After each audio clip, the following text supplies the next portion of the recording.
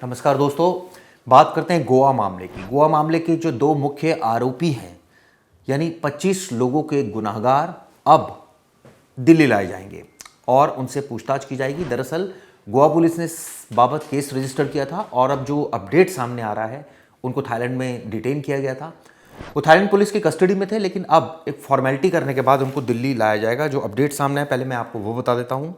जो जानकारी मिली है कुछ इस तरह से है कि गोवा पुलिस जो है वो दिल्ली आज रात आएगी और इनको कस्टडी में लेगी। उसके बाद ये पता चला है कि इनको गोवा लेकर जाया जाएगा, जहां पर जो फॉर्मेलिटीज़ हैं इनको कोर्ट में पेश किया जाएगा और इसके बाद रिमांड ली जाएगी ताकि आगे की पूछताछ संभव हो सके। हम सबको पता है कि गौरव लूथरा और सौरभ लूथरा दोनों फरार हैं।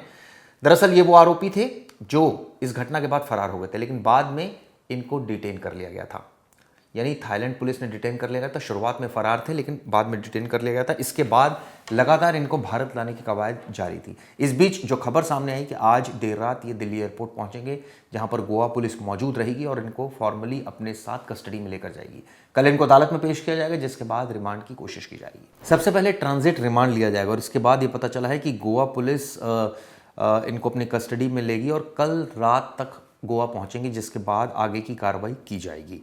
आपको बता दें, इनके खिलाफ संगीन मामला दर्ज है।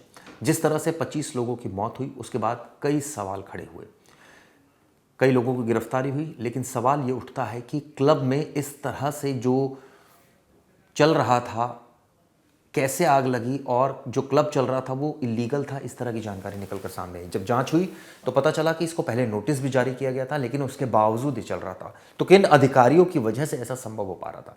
अब हर एक लेवल पर जांच शुरू हो गई है।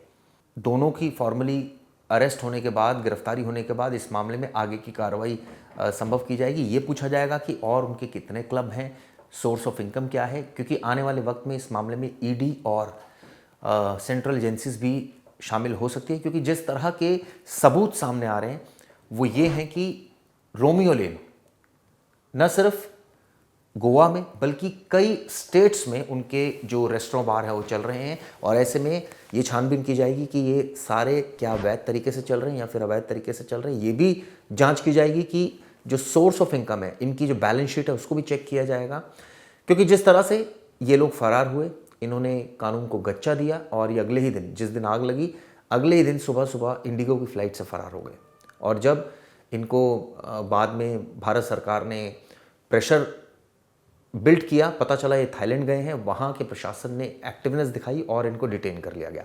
इसके बाद अब इनको फॉर्मली भारत लाया जा रहा है। आज देर रात तक ये दिल्ली पहुंचेंगे और उसके बाद आगे की कार्रवाई गोवा पुलिस करेगी, क्योंकि पूरा केस गोवा पुलिस हैंडल कर रही है। शुरुआत में गोवा पुलिस पर तमाम संगीन सवाल भी खड़े हुए, क्योंकि जिस तरह से इन्वेस्टिगेशन की गई, ये आरोप लगा कि क्या आरोपियों को भगाने में मदद की।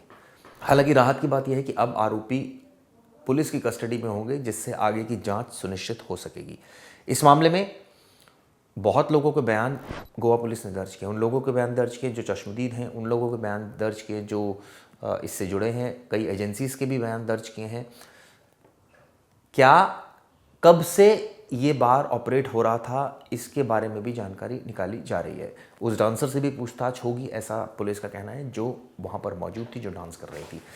फिलहाल इस खबर पर हमारी नज़र रहेगी। आप लोगों का क्या इस पर अपडेट है, ज़रूर बताइएगा। धन्यवाद।